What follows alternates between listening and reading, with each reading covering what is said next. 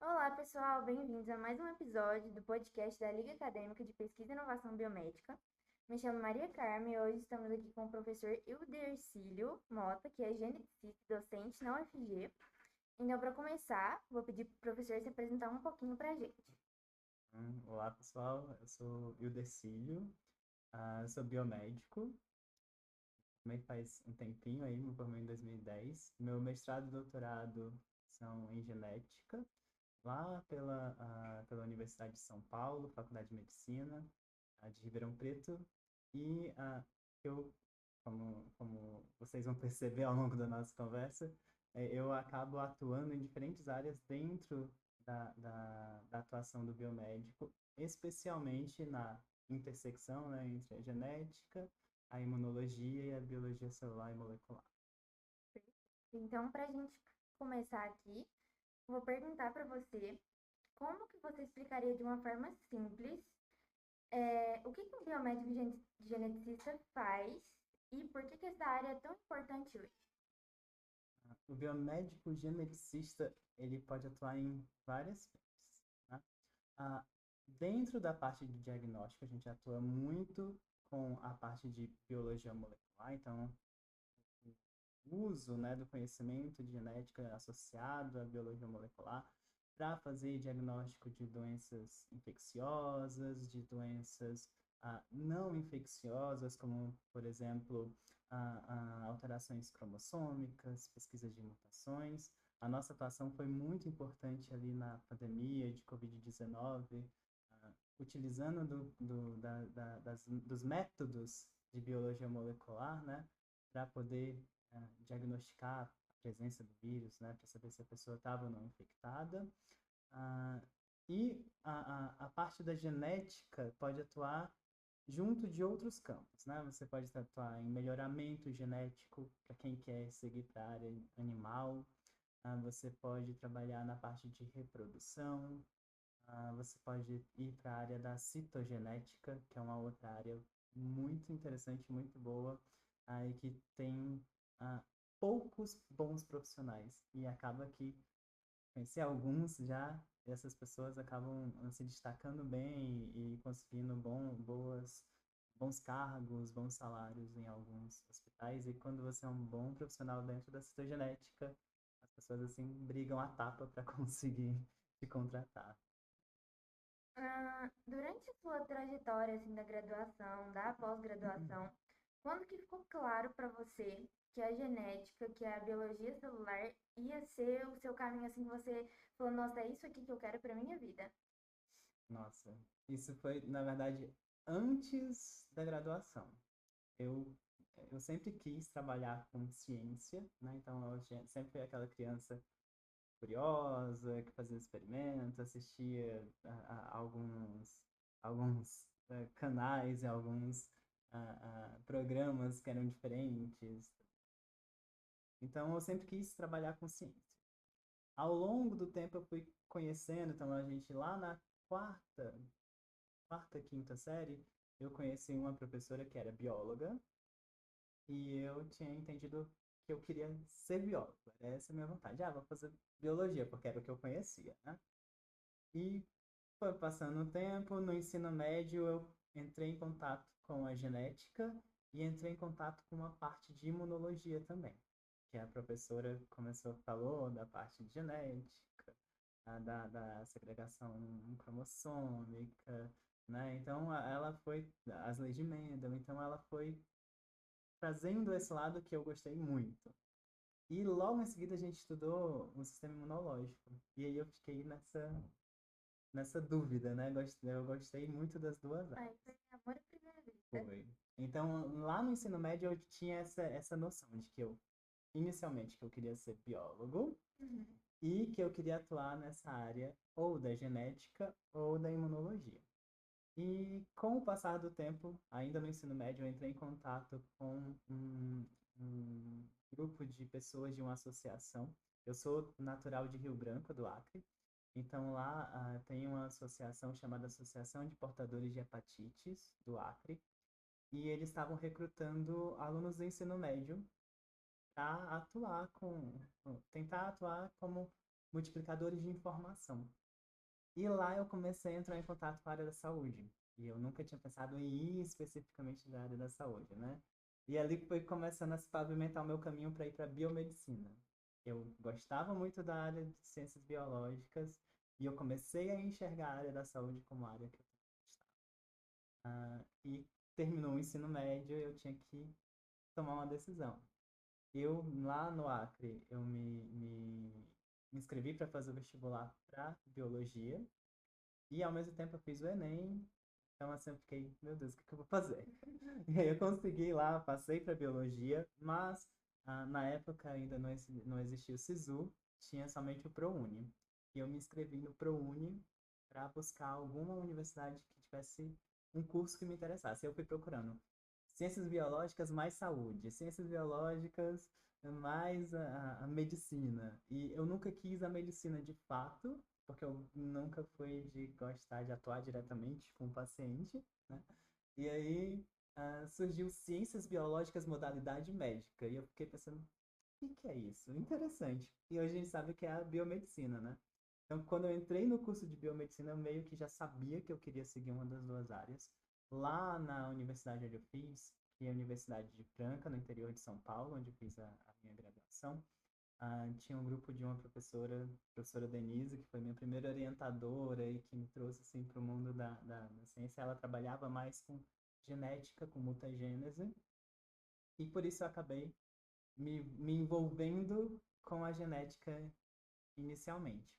E depois, quando eu comecei a decidir, né, que eu iria fazer a pós-graduação, na verdade eu já tinha decidido que eu queria entrar no mestrado e doutorado, antes mesmo de entrar na graduação, mas quando eu fui escolher para onde eu iria, eu soube que na USP de Ribeirão Preto lá tinha um mestrado em genética, mestrado e doutorado em genética, e minha orientadora tinha feito mestrado e doutorado lá, então eu busquei fazer nessa área. E aí eu entrei num laboratório que trabalhava justamente com essa intersecção de genética e imunologia. E foi, para mim, foi o melhor dos mundos. Então, foi toda essa história que pavimentou até chegar à minha escolha, né, de fazer o mestrado e o doutorado em genética, mas junto atuando com a biologia molecular e com a imunologia. Perfeito. Você, pelo que está no seu currículo, eu também vi que você trabalhou muito com células-tronco, pluripotência e microRNA. Para um aluno que está começando agora, que são temas muito interessantes, assim, que é algo de se pesquisar, o que que é que você, de que forma você explicaria para ele o que que isso seria na prática, assim, de uma forma bem simplificada? Certo. Células-tronco, a gente ouve falar isso há um bom tempo, né? Ah, tinha uma pesquisadora que ela estava muito na mídia, ela falava muito de célula-tronco. Uma vez eu fui num congresso de genética e ela falou assim, eu tinha desistido de falar de célula-tronco porque é algo tão comum, né? Todo mundo já ouviu falar. Até que eu recebi uma carta, isso ela, não fui eu, né? Até que ela recebeu essa carta que dizia assim, a gente está com problema de desmatamento e tal, e vocês querendo célula-tronco arrancando das árvores. E aí ela falou, realmente as pessoas precisam, não saturou ainda o assunto É das preciso demais. células-tronco. É preciso demais. E o que seriam essas células-tronco? Basicamente, é um conjunto de células que o papel delas é repor as células que funcionam no nosso organismo, certo? Então, a gente tem as células que atuam, que fazem a sua função, e a gente tem as células precursoras.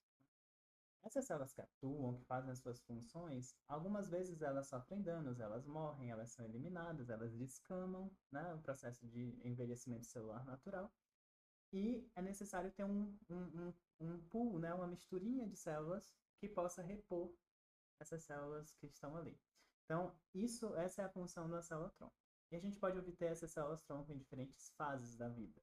Na fase intrauterina, lá no início da vida, no embrião, a gente tem desde o zigoto, na verdade, né? Então o zigoto, as divisões da fase de mórula, e aí toda a embriogênese e a fase adulta, basicamente. Então, todos esses caminhos a gente tem diferentes tipos de células-tronco. Dependendo do momento que a gente obtém essa célula-tronco, a gente pode dar um nome para ela. A célula-tronco embrionária, célula-tronco adulto. Ah, e elas têm diferencial no potencial, têm diferenças no potencial de quais células elas vão produzir. Elas podem ser precursoras de poucas células ou precursoras de muitas células diferentes. Quanto mais jovem, ou seja, quanto mais indiferenciada essa célula, maior o potencial de diferenciação. E aí vem esses nomes de totipotente, pluripotente, multipotente, unipotente, nulipotente, que é a potência, ou a capacidade dela de gerar outras células. Então, a célula totipotente é aquela capaz de dar origem ao indivíduo inteiro, ou seja, ao embrião e ao tecido extra-embrionário que dá sustentação ao indivíduo. Quem que é capaz de fazer isso? O zigoto e ali no início da fase de Morula, né? Até as 8, 16 células. Depois disso, ela vai perdendo esse potencial. Na fase, né, em que você já começa a ter a embriogênese, que você tem o blastocisto, ah, ali você tem um pequeno conjunto de células que fica na massa celular interna do blastocisto. E essas células, elas são capazes de dar origem a todas as células do nosso corpo, porque é dali que vai surgir um novo ser, certo? Ela não é capaz de dar origem ao tecido extraembrionário, mas as células do nosso corpo, né, os três folhetos, mesoderma, endoderma, ectoderma e as células germinativas, todas elas podem derivar dessas células. Essas são chamadas de pluripotentes, ou de células tronco-embrionárias. E por um grande período de tempo elas foram assim o alvo de muitas pesquisas e de muitas críticas também, né? Ah, porque para você obtê-la você tem que retirar de um embrião. E ao mesmo tempo que as questões éticas limitam, elas nos fazem encontrar caminhos para resolver a situação. Então, mais na frente, lá em 2006, se eu não me engano, teve um estudo em que tentaram entender por que essas células pluripotentes eram pluripotentes, né? Como que elas conseguem manter ou dar origem a todas as células do corpo. E descobriram alguns fatores de transcrição, foram vários e vários estudos que levaram a isso, mas descobriram que se a gente pega alguns desses fatores e coloca numa célula adulta, ou seja, uma célula que não é pluripotente, ela consegue regredir para um estado de pluripotência e dar origem a fazer a função de uma célula embrionária sem que eu precise retirar isso de um embrião. Isso é chamado de célula-tronco pluripotente induzida.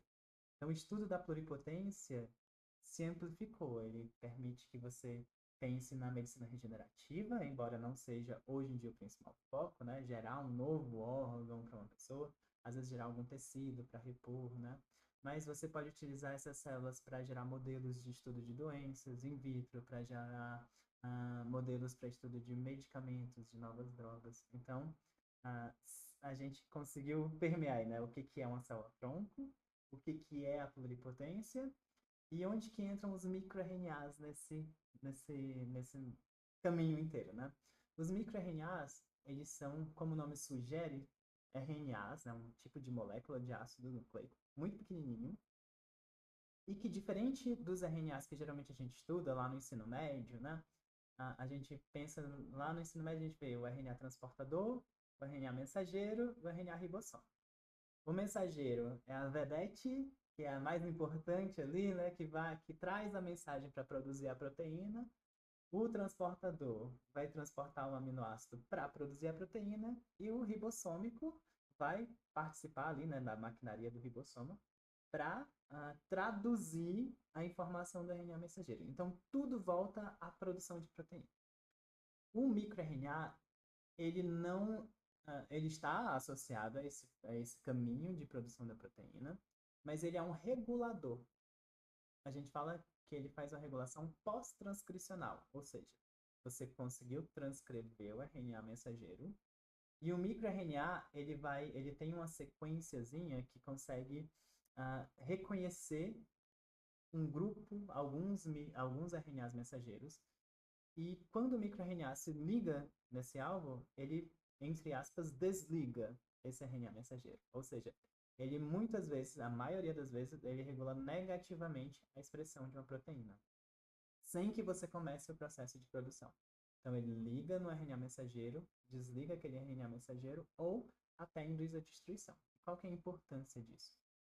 Descobriram que muitos dos processos biológicos são regulados por microRNAs, como, por exemplo, os processos de diferenciação celular, em que uma célula tronco dá origem a uma outra célula, como, por exemplo, as células tronco hematopoéticas dão origem às nossas células do sistema imunológico. E que os microRNAs eles conseguem atuar ali para reprimir vias que não devem ser expressas quando a célula está seguindo para um determinado destino celular. Então, o microRNA atua em diferenciação, atua no estado de doenças, né? Algumas doenças já foram correlacionadas com microRNAs. Existem estudos que levam a crer que nós podemos até utilizar microRNAs na terapia. Hoje em dia tem alguns, não é o microRNA propriamente dito, mas o mecanismo é muito parecido, que são RNAs modificados, ou são ácidos nucleicos modificados, que a gente utiliza para tratar algumas doenças genéticas. Então, assim, a gente vê que os microRNAs acabam tendo o conhecimento, o estudo dele é pulverizado, porque não é só em humano, tem em animais, tem em protozoário, tem em vírus, inclusive, microRNAs que podem ser importantes para determinadas vias. Então, eu acabei juntando um pouquinho de cada coisa e trabalhando com isso ao longo, né, da minha pós-graduação. São temas realmente muito interessantes para quem quer essa área de genética, de biologia molecular.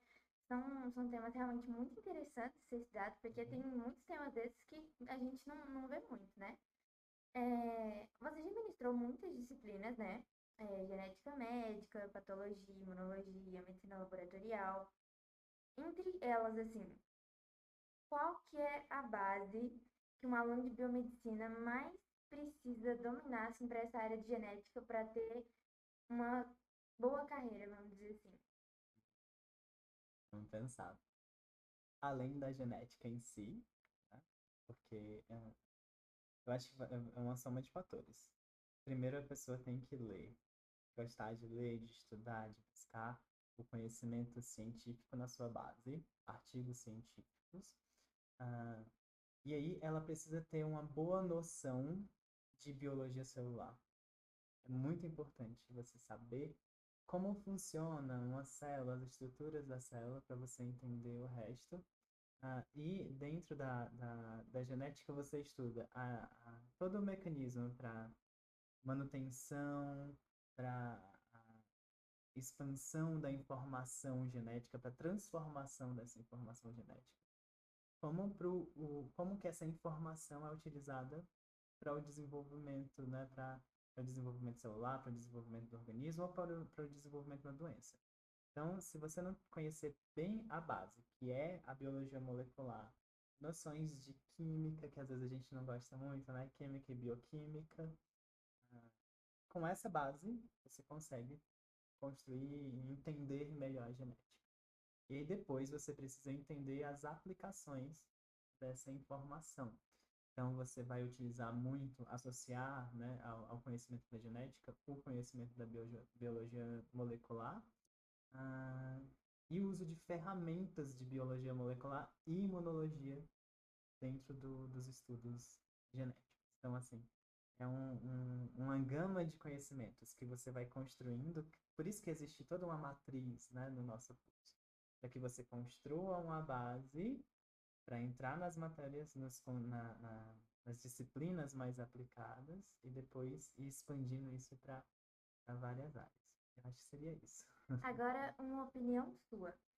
Hoje o mercado de trabalho é muito concorrido em vários quesitos. O que você acha que seria um diferencial de um geneticista saber, dele ter esse conhecimento? O que seria um diferencial para ele nessa área? Bem, a genética, ela estuda a informação do nosso núcleo, certo? Então, todas as informações que o nosso corpo utiliza, que as nossas células utilizam para exercer qualquer função, está associada à genética. Então, conhecer a genética em si é uma ferramenta muito importante para você seguir para as mais diferentes áreas que você queira atuar.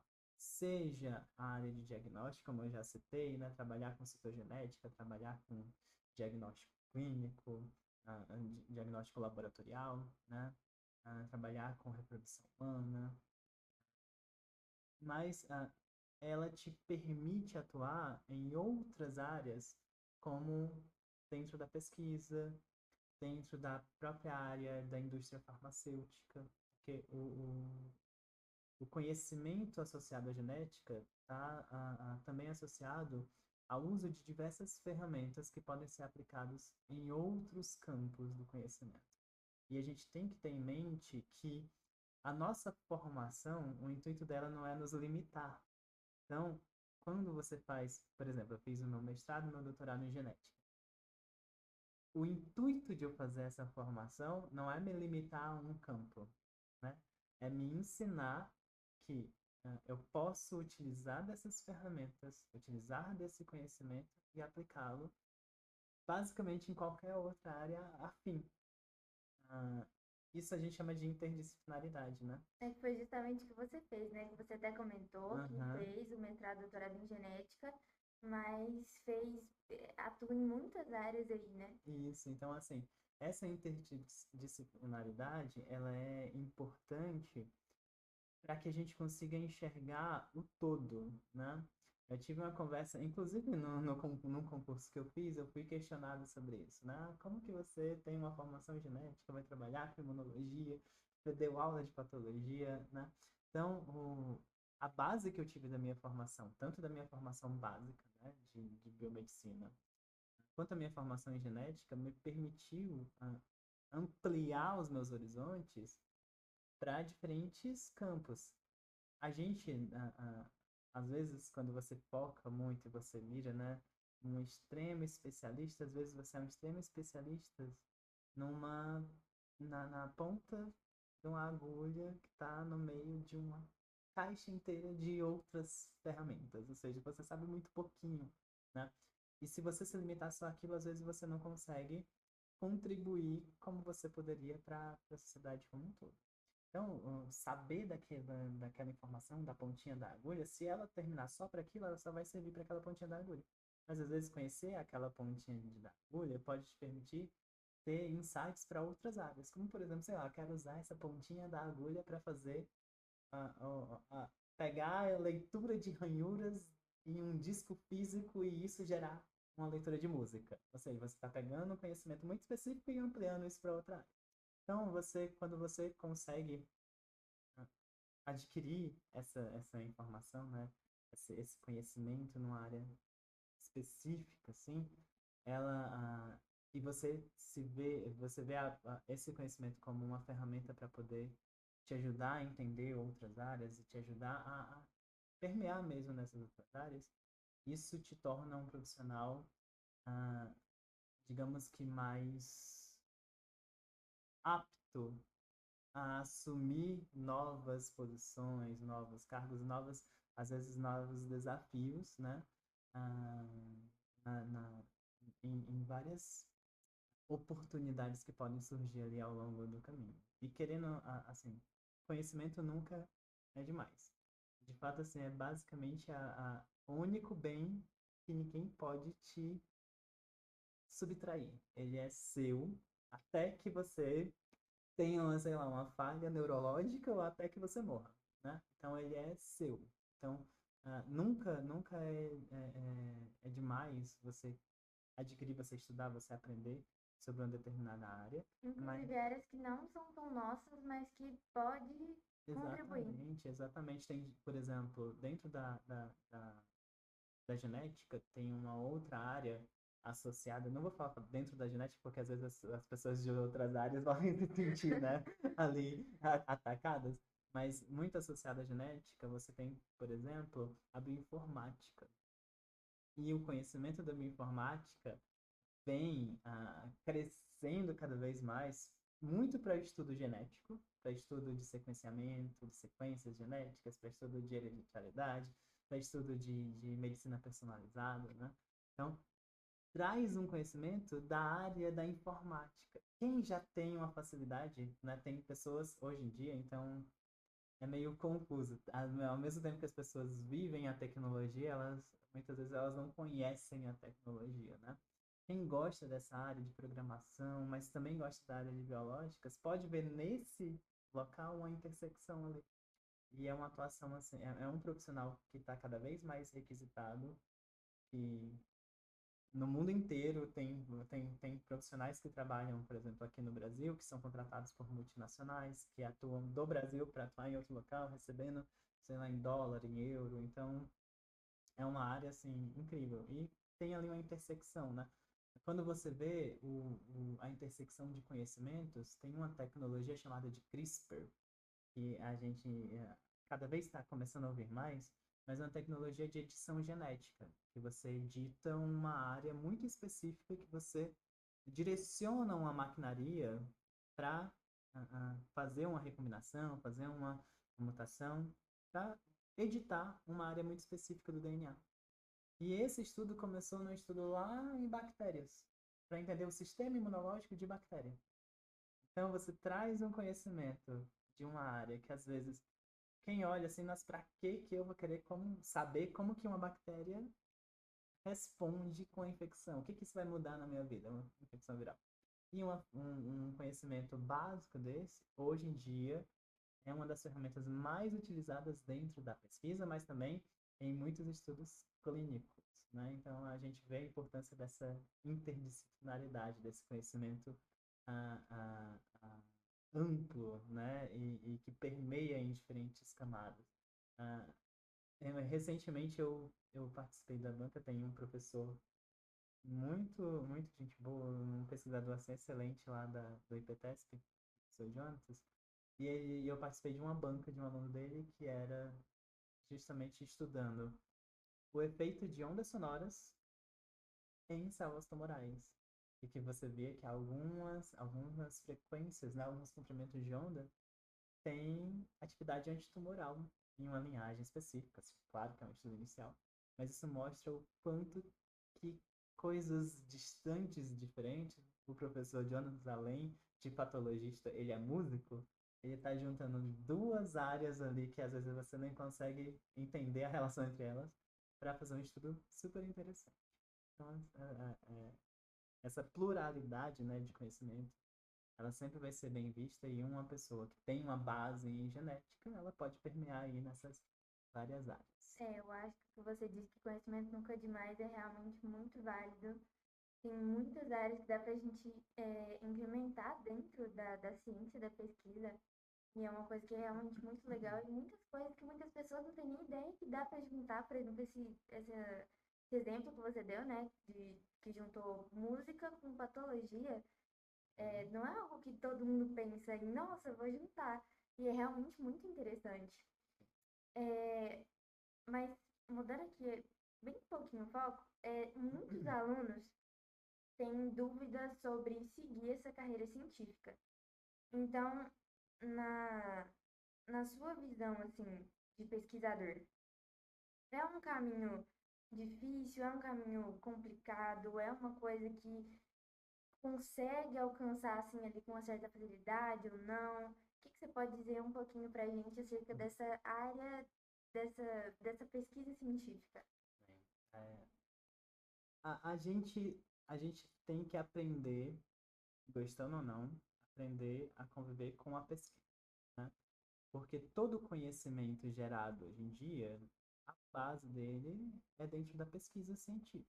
Então, todo conhecimento dentro das nossas áreas de atuação, né, ele foi construído por meio de um método científico. Então, a gente tem que entender que é importante gostar, ou pelo menos se envolver com o conhecimento científico, com a pesquisa. Não necessariamente você precisa atuar dentro de um laboratório ou atuar como um pesquisador, mas você tem que saber entender as informações que são trazidas, né, nos ah, jornais acadêmicos, né, nas revistas científicas, porque isso nos ajuda a atuar como melhores profissionais, a devolver para a sociedade, né, um, um, um conhecimento de fato importante e verdadeiro que não traga malefícios, né? A gente vivencia hoje um momento muito difícil que é você conseguir separar o que é verdade e o que é mentira. Tem muita gente que fala como especialista nas redes sociais e que traz informações incorretas, que coloca a vida de pessoas em risco, né? Então, o conhecimento científico nunca foi tão importante, eu acho, assim, para quem tem uma formação numa área como é a biomedicina. Principalmente com a forma que hoje em dia as informações correm rápido, Sim, então é realmente assim uma coisa muito. É quase uma missão do profissional de saúde, do pesquisador, da pessoa que está ali dentro desse ramo da ciência, conseguir propagar a informação certa, porque informação errada tem e tem muita. sim. E gerar uma informação errada é muito simples. A pessoa abre a boca e fala e pronto. Agora você contrapor aquilo Conseguir leva, provar o aham, contrário, leva quebrar aquele horas. viés de informação Exato. Leva horas e horas de leitura e estudo. Então, assim, é importante você estar bem embasado. Agora, para você atuar como um profissional dentro da pesquisa, de fato, para a gente é uma coisa complexa. Hoje em dia, no Brasil, nós temos poucos lugares que oferecem vaga como pesquisador, né, que oferecem essa posição de pesquisador. E elas exigem doutorado. Então, para você ser um pesquisador, você tem que entrar na pós-graduação, fazer um mestrado, um doutorado. É um caminho, digamos que árduo, mas a gente não, eu não glamorizo esse sofrimento. A gente acaba sofrendo porque a gente é ansioso. Hoje em dia a gente vive num mundo que te deixa ansioso, que te dá uma enxurrada de informações. Logo que você acorda, você olha o celular e tem 500 notificações, né? Então, isso daí já faz parte da gente, essa ansiedade crônica. Ah, mas dentro do ambiente acadêmico, acaba que nós temos ah, algumas situações que é necessário você depositar uma energia ali. A gente vê que é pouco valorizado, então, para você fazer um mestrado, doutorado, você muitas vezes você tem que dedicar um tempo maior, e às vezes isso pode atrapalhar para você ter um trabalho, aí você vai ter uma bolsa, e essa bolsa às vezes não é um valor que é compatível com a sua formação. Então é uma área ainda muito complicada. é uma coisa que muitas pessoas, quando iniciam a graduação, que gosta desse lado de pesquisa, já pensa, porque é a primeira coisa que muitos professores falam. Olha, no Brasil, vida de pesquisador não é fácil, que você não vai ser bem remunerado, você vai sofrer até chegar no final. Sim, É um caminho bem longo e complicado. Para querer, assim, para conseguir, tem que querer mesmo. sim, sim. Então, assim, a gente, ao mesmo tempo que eu vejo esses empecilhos e essas dificuldades, a gente tem que entender a importância do pesquisador e entender que a gente deve ser uma voz ativa politicamente também. Porque a gente tem que lutar pela possibilidade de formarmos mais pesquisadores. Então, depois de muito tempo, a gente teve algumas atualizações nos valores dessas bolsas, porque teve ali a atuação de estudantes, de profissionais, né, lutando por uma melhoria. Então, assim, eu vejo ainda é uma possibilidade. Hoje em dia, a pós-graduação te permite também trabalhar e juntar o salário, né, à pesquisa na verdade, a pós-graduação, então, ao mestrado, doutorado, uma bolsa de mestrado, doutorado, e você tem que se planejar. Se você quer fazer isso, você se planeja para isso. E esse planejamento, ele não é algo que você faz em 3 meses. Ele é algo que você começa a pensar já no início da graduação. Para onde vai, com quem vai, qual orientador, qual a área, sabendo que eu já trouxe que essa área não te limita a nada, mas sabendo que tem que ser algo a fim que te permita conhecer, entender, aprender ferramentas e te dar uma visão ampla de mundo. Porque no dia que a gente falar que o conhecimento limita, a gente não está falando de um bom conhecimento. O conhecimento, o estudo, a ciência, ela te abre os olhos, ela te abre horizontes. Ela não te limita a uma coisa. Você aprende um, aí quando você termina, abre cinco. Exatamente. Então, assim, a, não é uma atuação simples, uma atuação fácil. Ah, geralmente quem vai para pesquisa gosta muito, por isso que a gente luta para estar ali, para fazer aquilo.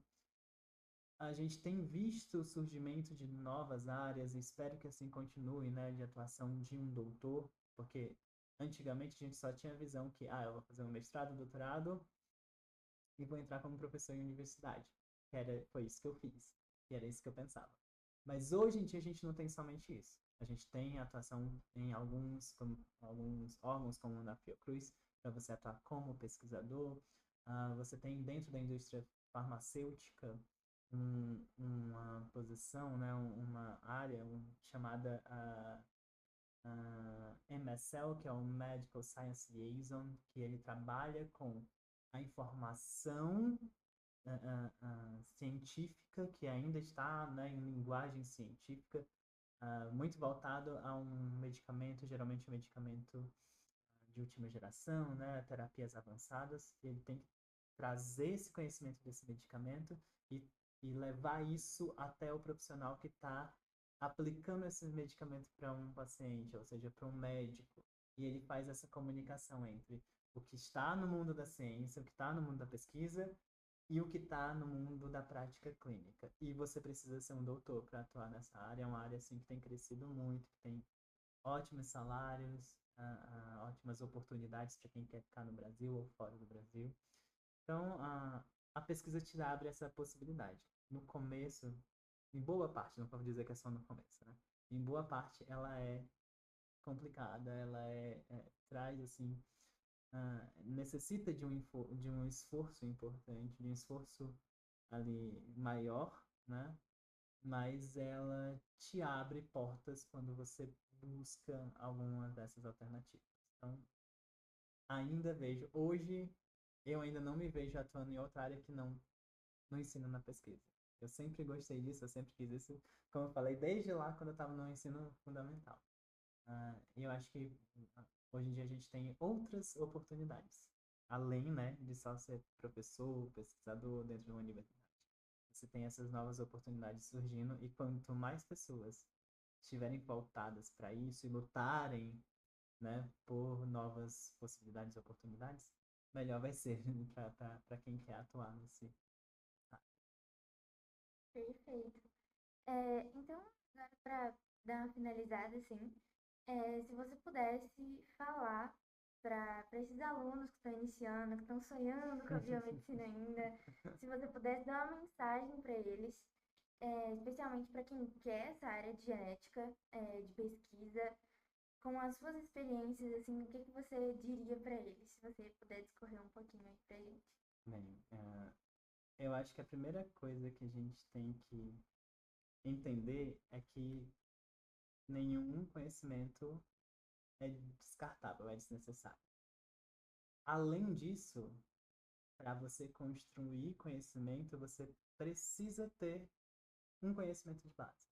Então a gente tem que chega no curso entendendo que tem muito para aprender, tem muita coisa nova, tem muita coisa que às vezes é assustadora. Mas entenda que você também não veio do nada. Você chegou no ensino superior porque você tem uma construção de uma base, de um ensino fundamental, de ensino médio, de uma vivência na sociedade. Então você tem que tentar trazer esse conhecimento que você já tem de base e entender que eu posso utilizar disso como uma base para construir o restante. E como que eu faço isso? Com leitura. Não tem como você escapar da leitura, você escapar do estudo, você escapar da biblioteca, né? Hoje em dia a gente tem diversas ferramentas de AI, né? Esses chatbots como o GPT, Gemini e tal. E eu não demonizo essas ferramentas, mas a gente tem que entender que ela é uma ferramenta. Você não vai terceirizar o seu cérebro e você não vai pegar essa ferramenta e esperar que ela te ensine algo. Assim como você não vai pegar um martelo e vai pedir para ele te ensinar como ser um marceneiro. Certo? Ele é uma ferramenta que é utilizada por alguém daquela profissão. Quando você quer aprender aquilo, você vai buscar uma pessoa que atua naquela profissão. Então, quem está começando tem que entender que a construção do conhecimento, parte do conhecimento, já gerada de outros locais, nos livros, nos artigos e tal, sem isso você não consegue construir ali uma boa fundamentação para a sua atuação. A gente tem que aprender a utilizar as ferramentas a nosso favor. Então, vou utilizar uma ferramenta de AI, aprenda a utilizar ela corretamente para que você domine ela para o que é necessário, porque é importante, né? Ah, e entender que a formação de um profissional, ela não se dá na sala de aula. A sala de aula, ela é um momento para você ter a base, para você tirar dúvidas, para você conectar informações, porque até comigo, se eu pego, se um aluno meu falar assim, professor, eu vou checar o que você está falando. Meu bem, se você, no seu celular você tem muito mais informação do que eu posso ter na minha vida inteira, no meu cérebro. Qual que é o meu papel? Conectar as informações que eu sei, as informações que estão surgindo e construir isso em conhecimento. Então, ali na sala de aula, você vai utilizar informações de fora, informações que o professor está te tentando, não ensinar, mas tentando te fazer ver, né, criar ali as suas conexões, e usar desse momento dentro da sala de aula para criar os novos caminhos e buscar as novas coisas fora que vão te formar como profissional. A universidade, ela não forma o aluno. O aluno, ele é formado a partir do que ele vai construir ao redor desse curso, ao redor da universidade. Um nome de universidade não te define. Um rótulo da universidade não te define. Você pode ter o rótulo da melhor universidade do mundo. Porque você chegou lá, porque você tinha dinheiro, porque você tinha uma base familiar, porque você tinha alguém que te colocou ali dentro. Se você não fizer a sua parte, construir esse conhecimento por fora, você não vai conseguir atuar como um bom profissional. E atuar como profissional não necessariamente quer dizer um sucesso estrondoso, como a gente imagina que é o sucesso, né? Como a gente imagina só na parte de dinheiro, de riqueza e tal. Ser um profissional de sucesso é ser um profissional que atua com ética, um profissional que atua com conhecimento baseado em ciência, que vai busca o bem para o paciente, para o cliente, não, e para a sociedade. E que ajuda, né, o mundo a se tornar um lugar menos agressivo e assim, um lugar melhor para a gente conseguir sobreviver. Acho que isso é um bom profissional de qualquer área. Eu acho que você disse uma coisa muito válida sobre ter que, não necessariamente gostar, mas ter que estudar muito, ter que ler muito. E é uma coisa que um profissional entrou na área da saúde tem que estar ciente que ele vai fazer pelo resto da vida. Gostando ou não, ele vai ter que estudar muito, ele vai ter que ler muito. Porque a área da saúde, principalmente a área da pesquisa, é uma área que está sempre mudando, que está se atualizando, que está se modificando. Então, acho que isso que você comentou é realmente muito importante. O aluno ele tem que estar disposto a aprender mais, a buscar mais, a não se limitar ali na área dele, como você disse. Eu acho que realmente é uma coisa muito importante. Então é isso. Queria te agradecer pela sua disponibilidade de tempo, pelo conhecimento incrível que você passou aqui pra gente. Te agradecer por realmente tá vindo aqui, né, disponibilizando tudo isso. Eu achei que que teve muitos conteúdos super interessantes aqui, que inclusive dá para pesquisar depois. Mas é isso, se você quiser fazer mais algum comentário. Só agradeço também aqui o convite de vocês. É sempre bom participar dessas atividades de extensão, e quem quiser ali, me buscar para conversar, eu acho que é bem fácil, né? Meu nome é bem diferente, só existe eu. Onde você coloca aí o Dercílio, você me encontra. É fácil. É o e-mail, né? ildercilio@gmail.com. Pronto, é o Simples suficiente e para me rápido achar. de achar. Então é isso, Obrigado. pessoal. A gente espera que vocês tenham gostado muito desse episódio. E a gente espera vocês pro próximo.